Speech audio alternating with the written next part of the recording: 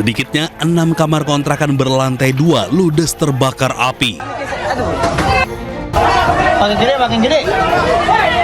Padatnya permukiman membuat warga saling berjibaku memadamkan api.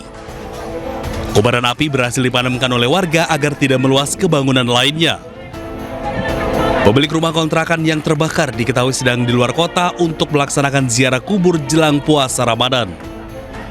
Yang terbakar itu ada 4 kamar, yang di bawah itu ada 2 kamar.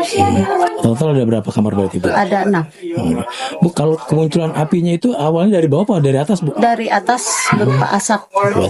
Nah, pada saat terjadinya kebakaran, penghuni rumah lagi kemana, Bu?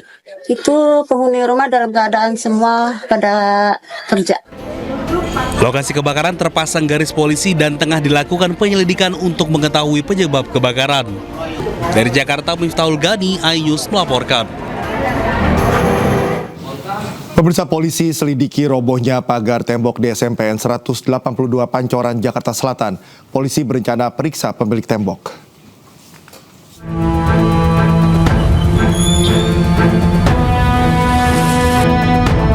Pasca robohnya pagar tembok setinggi 5 meter dengan panjang 65 meter di SMPN 182 Jakarta Selatan, polisi langsung melakukan proses penyelidikan. Penyelidikan dilakukan mencari tahu penyebab robohnya tembok, termasuk apakah ada unsur pidana dalam peristiwa ini. Walaupun tidak memakan korban jiwa maupun luka, polisi berencana akan memanggil pemilik pagar termasuk meminta keterangan pihak sekolah. Sampai saat ini belum, Mas. Masih kita hanya mediasi saja kemarin untuk mintain keterangan dari pihak kepala sekolah maupun pihak pemilik pagar belum, karena ini sebenarnya sudah terjadi kesepakatan ya. Hingga kini proses pembersihan puing-puing bangunan masih terus dilakukan. Pihak sekolah meminta pemilik tembok memperbaiki tembok yang roboh, termasuk bangunan sekolah yang rusak. Minggu siang, tembok pagar setinggi 5 meter dengan panjang 65 meter roboh hingga menimpa ruangan SMP Negeri 182 Jakarta. Belum diketahui pasti penyebab tembok ini roboh, namun dari rekaman kamera pengawas atau CCTV, tembok milik warga memang sudah dalam kondisi miring. Dari Jakarta Selatan dan Helmi Sajangbati, iNews melaporkan. Isak tangis warnai pemakaman Pak Sutri dan anaknya yang menjadi korban kecelakaan maut di Karawang, Jawa Barat.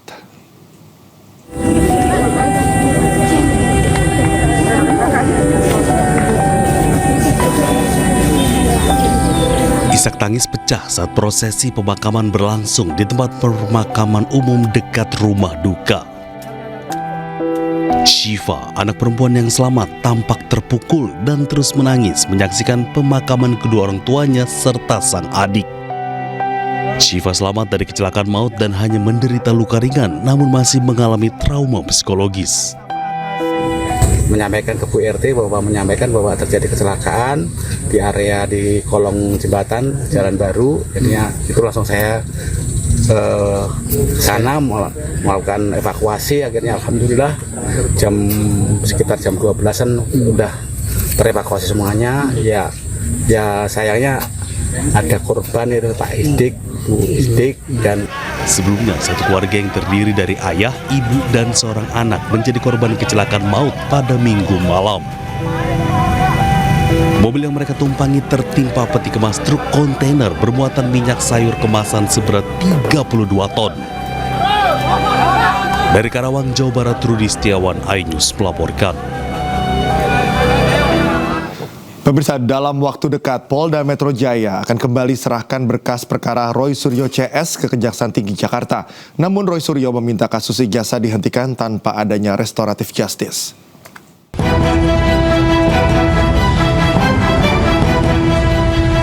Polda Metro Jaya menyebut akan kembali menyerahkan berkas perkara dugaan fitnah ijazah palsu dengan tersangka Roy Suryo CS ke Kejaksaan Tinggi Jakarta.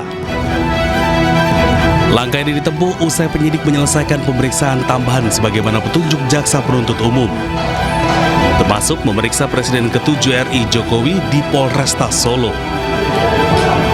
Pemenuhan berkas perkara sebagaimana petunjuk-petunjuk yang sudah disampaikan oleh Kejaksaan Tinggi DKI yang disampaikan melalui P19 yang kemarin sudah kami terima, dan proses pemenuhan atas P19 itu sudah berjalan dan kami insya Allah sesegera mungkin akan mengirimkan kembali berkas perkara tersebut sebagaimana petunjuk-petunjuk yang disampaikan oleh pihak jaksa penuntut umum. Di sisi lain, kubu Roy Suryo CS meminta kasusnya dihentikan. Langkah mengajukan penghentian penyidikan setelah mendengar penjelasan dari mantan Wakapolri, Komjen Purnawirawan Ogroseno, yang juga menjadi saksi ahli dari kubu Roy Suryo pada proses penyidikan di Polda Metro Jaya.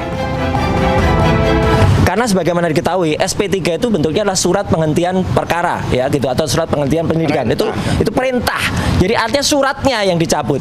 Kalau suratnya dicabut, harusnya gambarnya bukan hanya 2 tuyul di sini, tapi 8 tuyulnya. Ya kan gitu. Tapi karena hanya ada 2, ini yang lucu. Jadi artinya nggak boleh, berarti suratnya salah gitu ya. Yang lain. Sebelumnya kejaksaan telah mengembalikan berkas perkara dengan tersangka Roy Suryo, Rismon Sianipar, dan Tifauzia Tiasuma atau Dr. Tifa karena dianggap tidak lengkap atau P19. Untuk melengkapi berkas, polisi periksa saksi dan sejumlah ahli. Kasus akan disidangkan jika berkas telah dinyatakan lengkap atau P21. Tim Liputan iNews melaporkan. Koordinator Maki Boyamin Saiman tanggapi miring dukungan Presiden ke-7 Jokowi untuk kembali ke Undang-Undang KPK versi lama. Menurut Boyamin, justru Jokowi yang berada di balik perubahan Undang-Undang KPK di tahun 2019.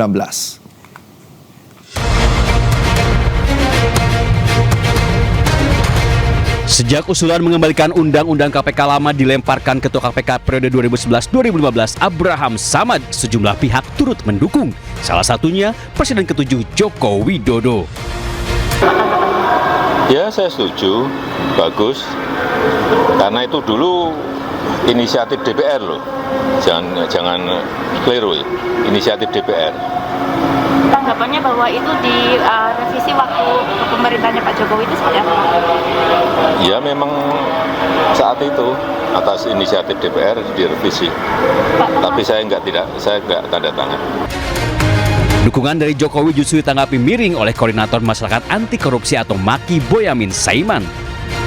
Menurut Boyamin, justru otak di balik revisi Undang-Undang KPK di tahun 2019 adalah Jokowi, bukan DPR.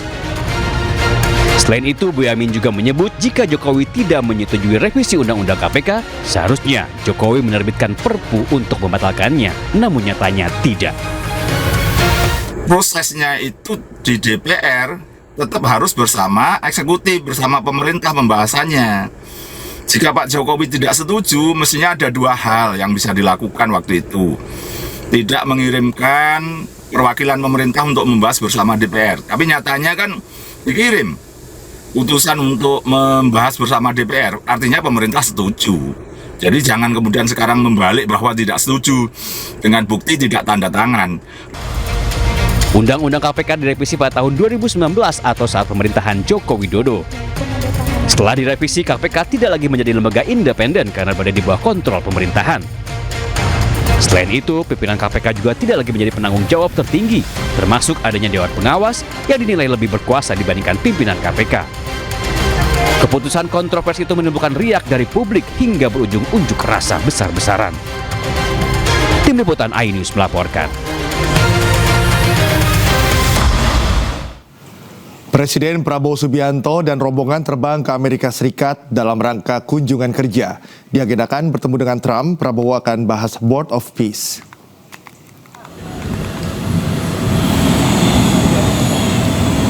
Pemirsa, rombongan Presiden Prabowo berangkat ke Amerika Serikat pada Senin pagi.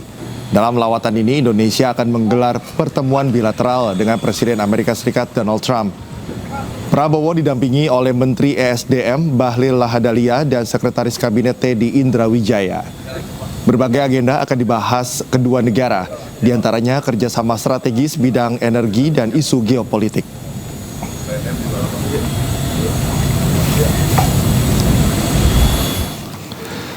Presiden Prabowo mengumpulkan jajaran Kabinet Merah Putih di kediamannya.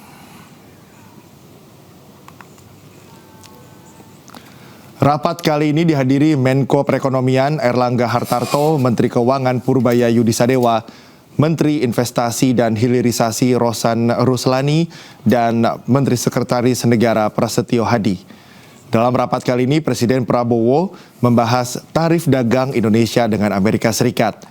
Prabowo meminta semua kebijakan harus menguntungkan masyarakat Indonesia.